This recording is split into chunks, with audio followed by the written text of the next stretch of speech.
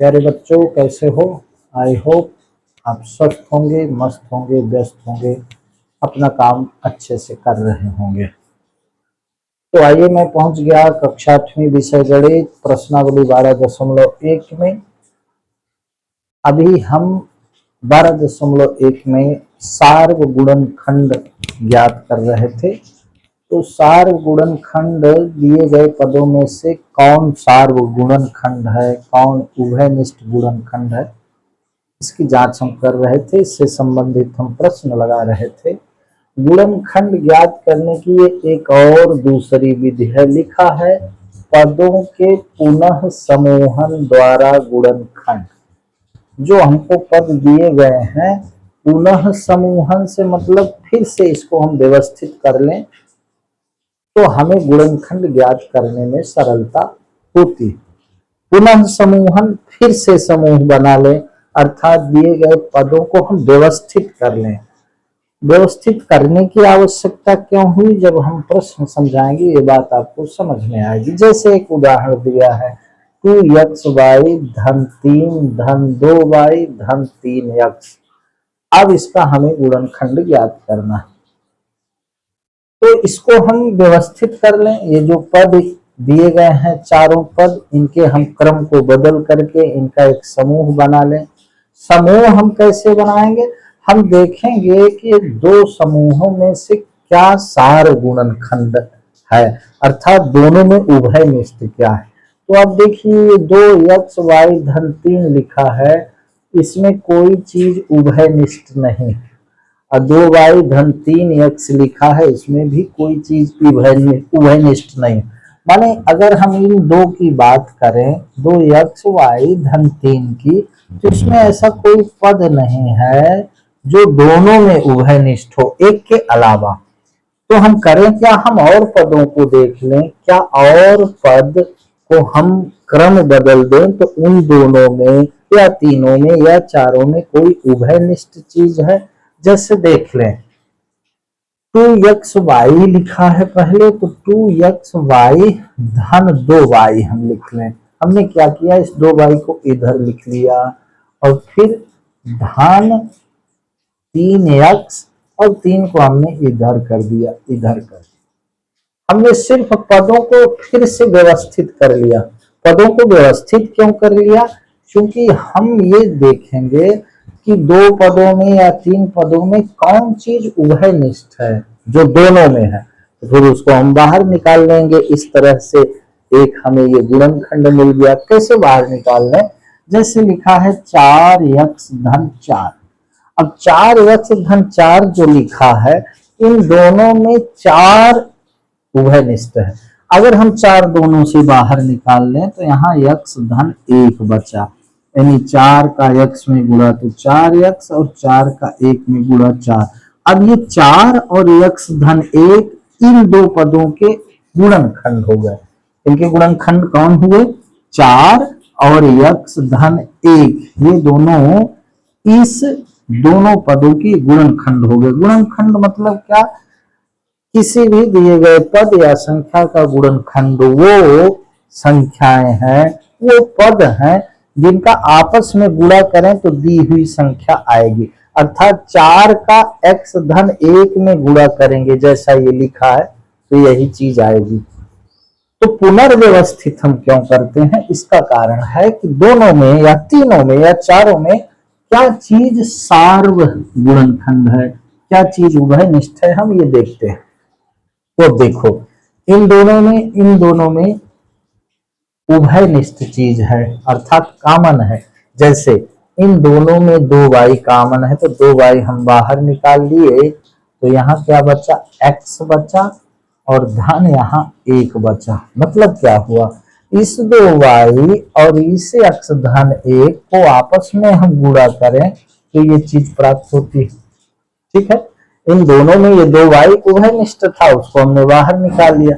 अर्थात 2xy धन 2y का अगर हम बात करें तो ये 2y x धन 1 गुणनखंड हुए दोनों के। ठीक, अब इन दोनों में से अगर हम 3 बाहर निकाल लें, धन 3 बाहर निकाल लें, तो x धन 1 यहां भी बचा।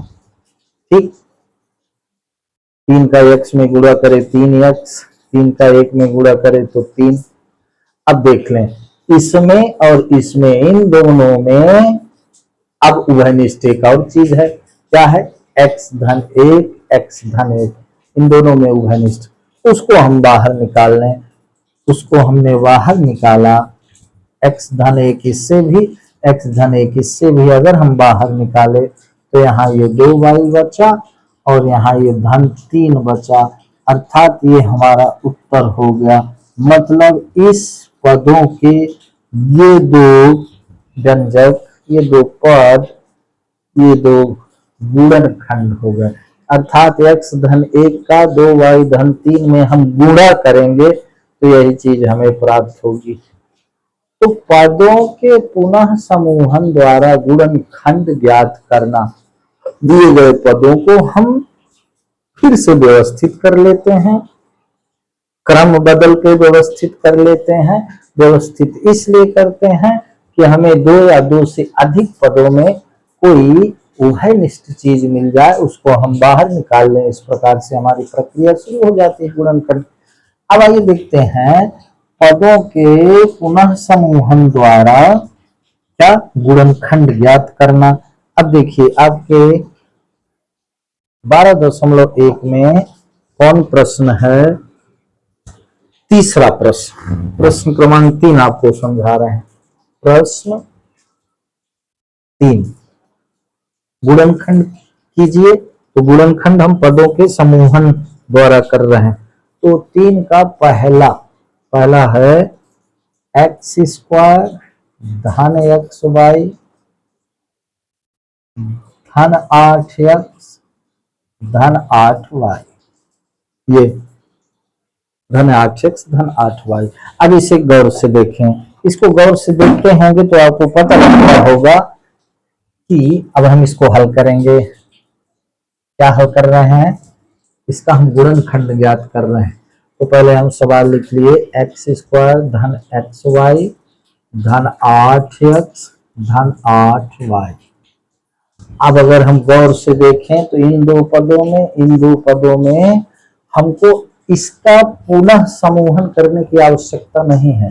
अगर इन दोनों को हम देखें तो हमें दोनों में x उभयनिष्ठ है, कॉमन है, तो सीधा सा इन दोनों का हम पेयर बना ले। इनसे हम अगर x बाहर निकाले तो x धन y यहां पर बचा,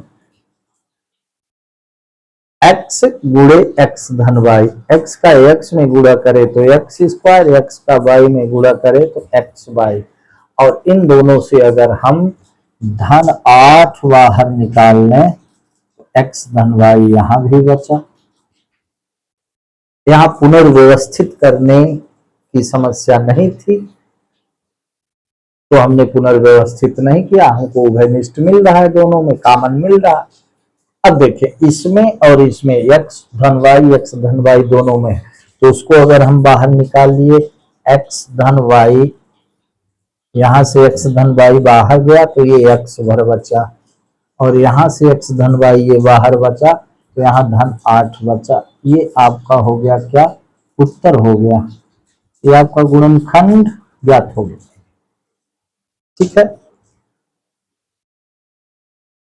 एक्स स्क्वायर धन एक्स वाई धन 8x धन 8y का ये x धन y x धन 8, इसके दो ये गुणनखंड हो गए। बस अगर हम दूसरा प्रश्न देख ले, यहीं पर हम दूसरा प्रश्न देख लेते हैं। किसका, प्रश्न क्रमांक 3 का दूसरा हम देखते हैं। दूसरे में क्या लिखा है, 15xy ऋण 6x, 15xy ऋण 6x, ठीक, धन 5y ऋण 2, ठीक। अब यहां देख लेते हैं। वैसे अगर यहां देखें तो इन दोनों में x कॉमन है, लेकिन इन दोनों में कोई चीज कॉमन नहीं है। इसका मतलब यह है कि हमको इसे पदों का पुनः समूहन करना ही पड़ेगा। ठीक है, तो हम हल कर रहे हैं। तो हल जब हम करेंगे तो अब हम पदों का पुनः समूहन कैसे करेंगे, ये पद और ये पद साथ में लिख लेंगे। तो पहले हम सवाल एक बार लिखते हैं, 15xy ऋण 6x धन 5y ऋण 2। अभी मैंने कहा ना कि हम देखते हैं कि दोनों में, जैसे इन दोनों पदों को देखेंगे तो x तो कॉमन है, लेकिन फिर इन दोनों पदों में कोई चीज कॉमन नहीं, तो ये बच जाएंगे। इसलिए इसे हमें पुनः समूहन करना पड़ेगा। तो पुनः समूहन करने में देख लें, इन दोनों में कोई चीज कॉमन है, 5y कॉमन है, और इन दोनों में अगर देखें तो 2 कॉमन है। ठीक है, तो अब इसका हम पुनः समूहन कर रहे हैं, 15xy धन 5y, ठीक, ऋण 6x ऋण 2। अब देख लें, इन दोनों पदों में उभयनिष्ठ चीज है। इन दोनों में उभयनिष्ठ क्या है, 5y है, तो 5y हमने बाहर निकाल लिया, तो यहाँ 3x बचा, और धन 5y बाहर चल गया, तो यहाँ 1 बचा। यानी कि कॉमन, दोनों से कॉमन लेने का मतलब है जो चीज कॉमन लें, जो चीज बाहर निकालें, उसका ब्रैकेट के अंदर लिखी चीज का मल्टीप्लाई करें, गुणा करें, तो ये आना चाहिए। तो ये 3x धन y का 5y में गुणा करेंगे, ये आ जाएगा। अब यहां से हम ऋण 2x कॉमन ले लें, तो यहाँ 3x धन 1। अब देख लें, ऋण 2x का 3x में गुणा करेंगे, सॉरी, ऋण 2 का 3x में गुणा करेंगे तो ऋण 6x आएगा, और ऋण 2 का धन 1 में गुणा करेंगे तो ऋण 2 आएगा। अब देखें, दोनों में एक चीज कॉमन हो गई, 3x धन 1, 3x धन 1 दोनों में है, तो उसको हम बाहर निकाल लिए। तो ये 3x धन 1 इससे बाहर आया, तो यहाँ 5y बचा, ये 5y हो गया, और यहाँ पर ऋण 2 बचा। ये आपका उत्तर हो गया भाई, क्या हो गया, उत्तर। इस 4 पदों का सार पुनः समूहन विधि द्वारा हमने गुणनखंड ज्ञात किया। तो गुणनखंड हुआ 3x धन 1 गुणे, एक गुणनखंड ये 5y ऋण 2।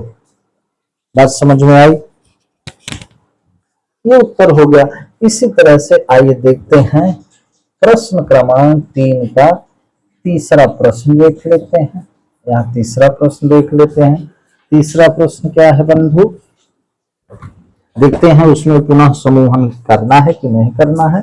तो तीसरा है ax धन bx, ax धन bx ऋण ay ऋण by। ठीक है, अब देख लेते हैं, इन दोनों में x कॉमन है, बाहर निकाल लें, इन दोनों में y कॉमन है, बाहर निकाल लें। ठीक है, तो इन दोनों में जब x कॉमन है बाहर निकाल लेंगे, इन दोनों में y कॉमन है उसको बाहर निकाल लेंगे, तो इसको पुनः समूहन करने की आवश्यकता ही नहीं। तो हम जब सॉल्व करेंगे,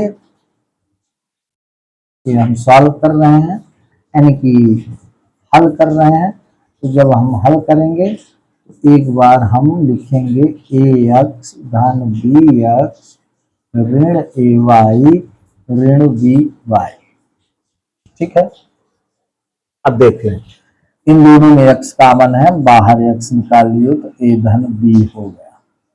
इन दोनों में y कॉमन है, तो ऋण y हम बाहर निकालेंगे, तो ये a धन b होगा। अब यहाँ एक चीज समझिए, शायद आपके समझ में ना आती हो, इन दोनों में y कॉमन है, लेकिन y अगर हम इन दोनों में धन y कॉमन लेंगे तो यहाँ ऋण a ऋण b हो जाएगी। तो हमें ध्यान देना होगा कि दोनों में से जो हम बाहर निकालें तो जो ब्रैकेट में बचे वो दोनों में सेम बचे, उभयनिष्ठ बचे, तब ना उसको हम बाहर निकालेंगे। ठीक है, अगर हम यहाँ लिखते धन y, ये धन y लिखेंगे तो फिर यहाँ ऋण ए हो जाएगा, यहाँ ऋण बी हो जाएगा। अब ये ब्रैकेट में अलग है, ये अलग है, तब फिर इन दोनों में से हम एक चीज बाहर नहीं निकाल सकते। तो ये हमें ध्यान देना होगा लगाते समय। तो हम इन दोनों में से हमने क्या बाहर निकाला? हमने बाहर निकाला ऋण y, इसलिए ये दोनों धनात्मक हो गए। कैसे? ऋण y का a में गुणा किया तो ऋण ay, ऋण y का b में गुणा किया तो धन ऋण का ऋण, ये by हो गया। अब देखें इसमें और इसमें दोनों में a धन y, a धन b कॉमन है। अब इसको जब हम बाहर निकाले a धन b, तो यहाँ x बचा और यहाँ ऋण y बचा। ये हमारा हो गया उत्तर, ये हमारा हो गया इसका गुणनखंड। ठीक है। अब इसी प्रश्न को हम दूसरे तरीके से भी लगा सकते थे। दूसरा तरीका इसका क्या था, उसको भी आप देख लें। अब लिखा है ax धन bx ऋण ay ऋण by। अब देखें यहाँ a है, यहाँ a है, इसका हम पुनः समूहन अगर करें तो ax ऋण ay धन bx ऋण by। ठीक है। अब देखो इन दोनों में से हम a बाहर निकाल लिए तो x ऋण y बचा। इन दोनों में से हमने b बाहर निकाल लिया धन b, तो x ऋण y बचा।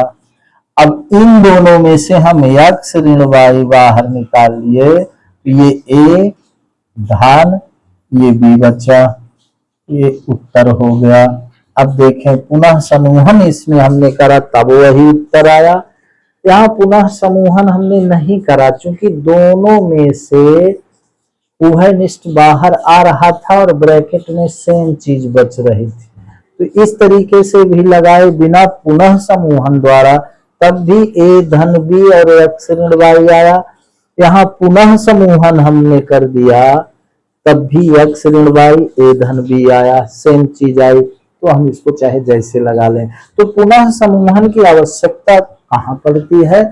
जहां उभयनिष्ठ नहीं होता, दोनों पदों से सेम चीज बाहर नहीं निकलती, फिर ब्रैकेट में सेम चीज नहीं आती, वहां हमको पुनः समूहन करना पड़ता है।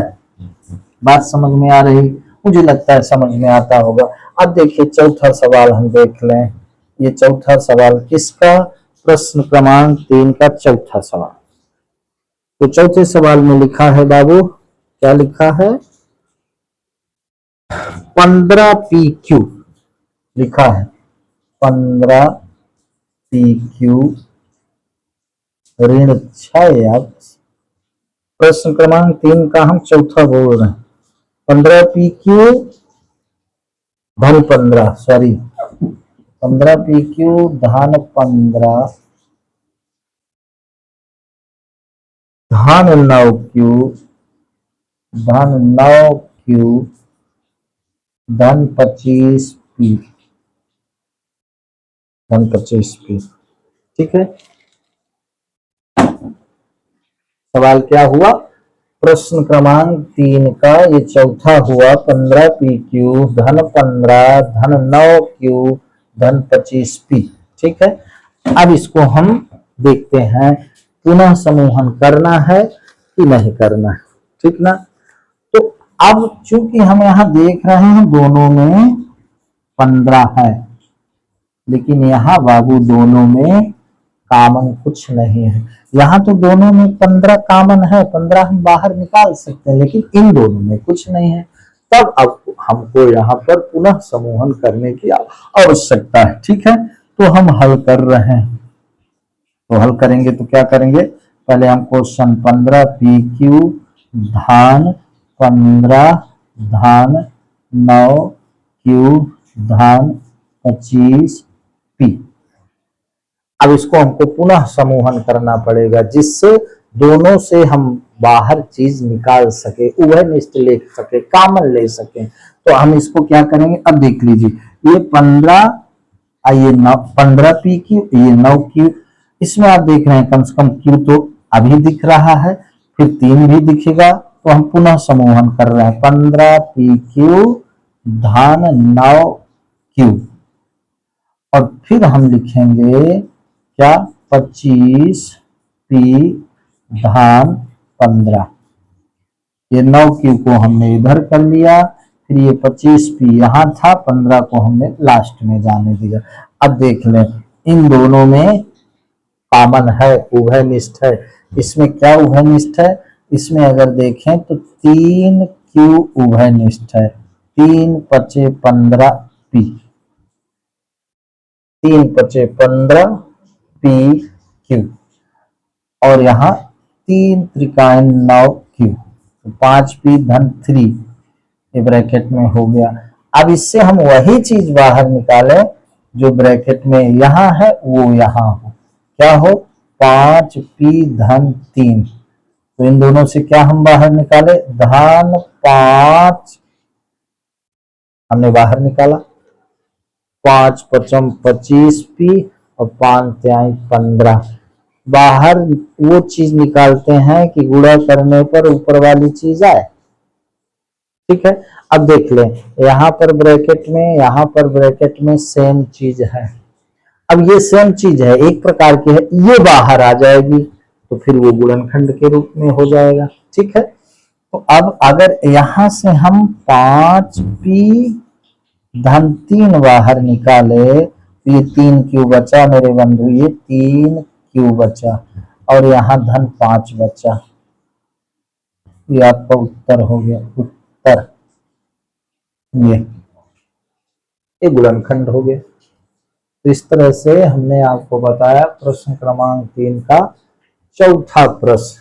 ये आपका चौथा प्रश्न है, ये आपका तीसरा प्रश्न है, ये आपका दूसरा प्रश्न है, ये आपका पहला प्रश्न है, किसका, प्रश्न क्रमांक 3 का, ठीक है।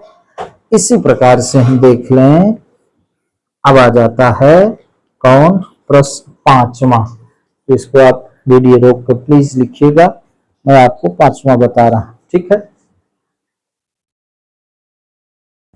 प्रश्न क्रमांक 3 का 5वां, इसको जल्दी से मिटा देते हैं। तो ये गुणनखंड जो निकालना है, मैं आपको बता दूं आगे चल करके अगली कक्षाओं के लिए आपको बहुत उपयोगी होगा।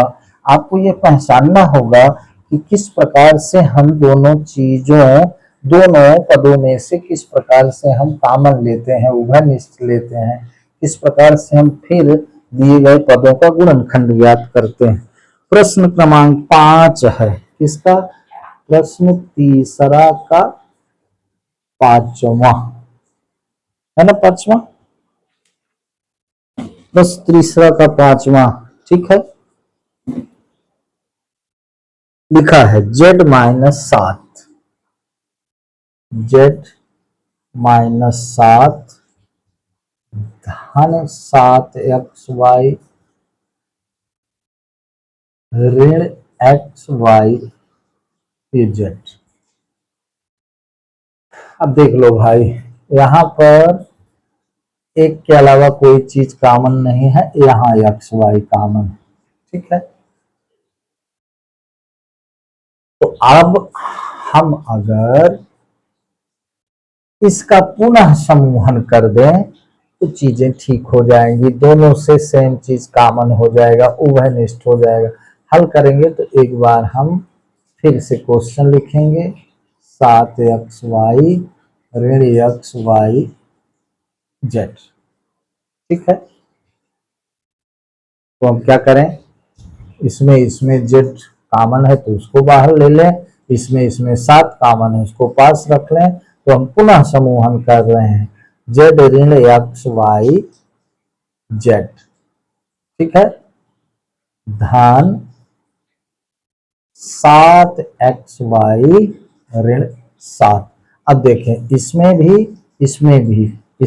उभयनिष्ठ है, इसमें भी उभयनिष्ठ है, इसमें Z उभयनिष्ठ है, हमने बाहर निकाल लिया तो 1 ऋण XY अंदर बचा, और इससे हमने धन 7 बाहर निकाल लिया तो 1 ऋण XY। तो यहाँ पर हमने क्रम गलत लिखा है, क्रम यहाँ पर कैसे लिखेंगे, यहाँ क्रम लिखेंगे ऋण 7 धन 7xy।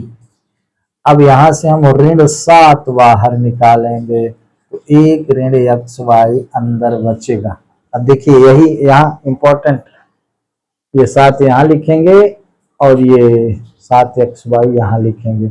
इन दोनों से जो बाहर चीज निकालने पर जो अंदर बचे वो भी सेम होना चाहिए, तो फिर वो कॉमन हो जाएगा, गुणनखंड आ जाएगा। तो इसमें से हमने ऋण 7 बाहर निकाला तो एक बचा, चूंकि ऋण 7 का 1 में गुणा करेंगे ऋण 7 आएगा, ऋण 7 का ऋण xy में गुणा करेंगे ऋण ऋण धन 7xy हो जाएगा। अब इन दोनों में से क्या कॉमन है, एक ऋण xy हमने बाहर निकाल लिया, तो यहाँ क्या बचा, z बचा, और यहाँ क्या बचा, ऋण 7 बचा। ये आपका हो गया उत्तर मेरे बंधु, ये उत्तर हो गया उत्तर।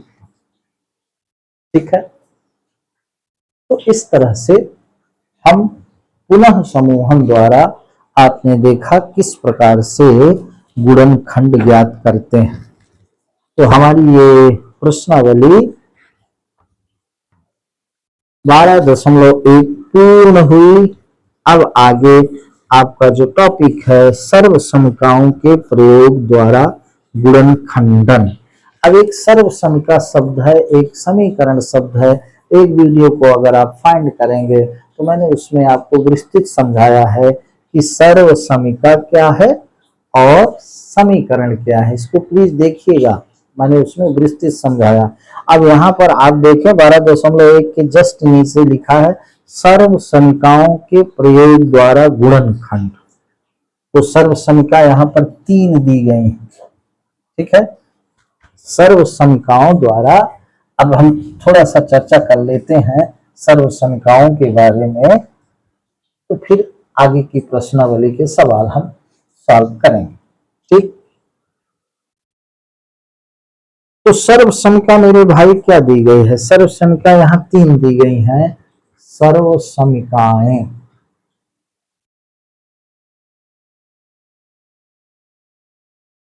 सर्व समीकरणें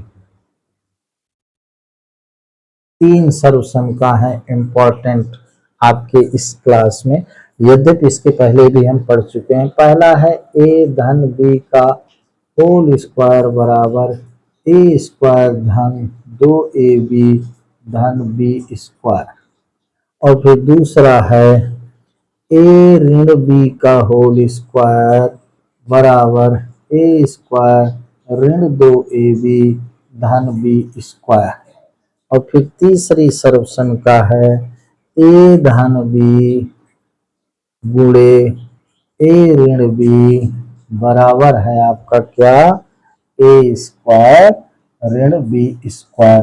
मैंने इन सर्व समीकरणों को इसलिए लिखा कि थोड़ा सा आप से इसके बारे में चर्चा करें। सर्व समीकरण थोड़ा सा मैं परिचय दे दूं, यद्यपि मैं आपसे कह रहा हूं वीडियो में मैंने सर्व समीकरण क्या है, समीकरण क्या है अच्छे से बताया है।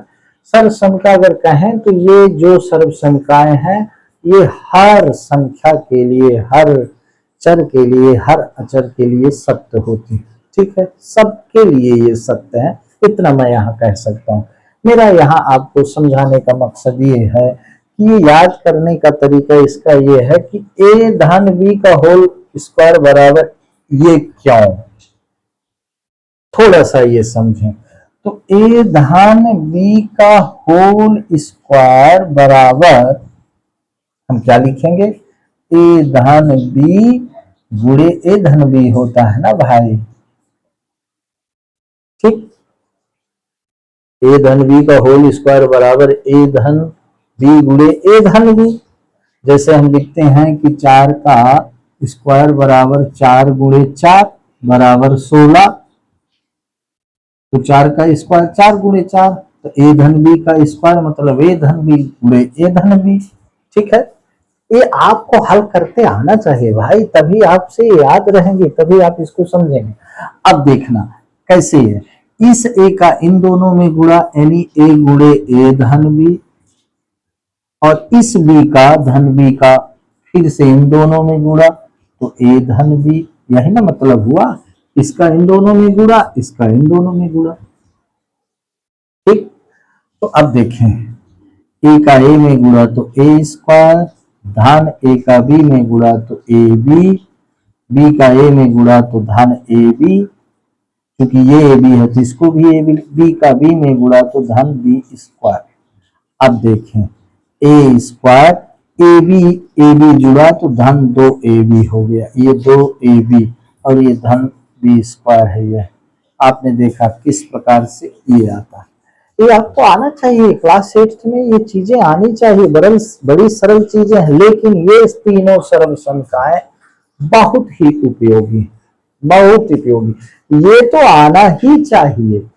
कोई पूछे ए प्लस बी का होल स्क्वायर बराबर ए धन बी का होल स्क्वायर बराबर क्या होता है, तो आपके मुंह में होना चाहिए ए धन बी का होल स्क्वायर बराबर ए स्क्वायर धन 2ab धन बी स्क्वायर।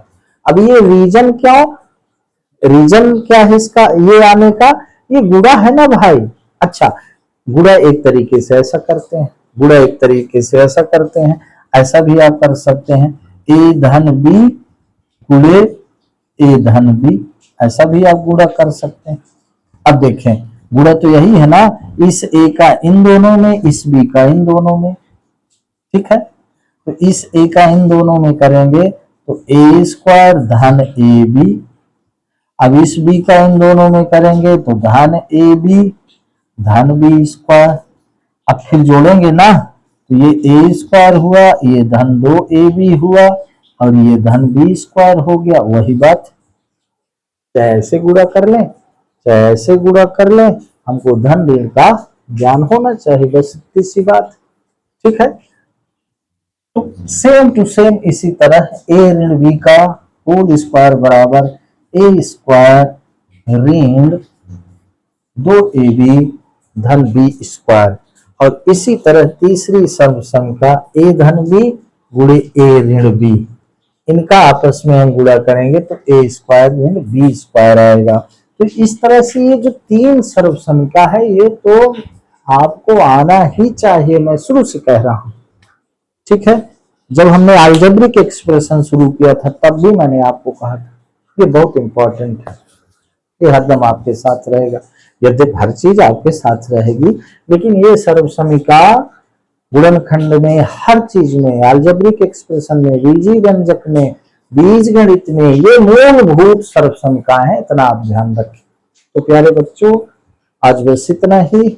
आप मेरे वीडियो को लाइक करें, कमेंट्स दें और मेरे channel you can do maths को सब्सक्राइब करें, ताकि आप प्रोत्साहन देंगे तो मुझे प्रोत्साहन से तरह तरह की चीजों को और अच्छे से तरीके से बताने का बल मिलेगा। आज बस इतना ही, धन्यवाद।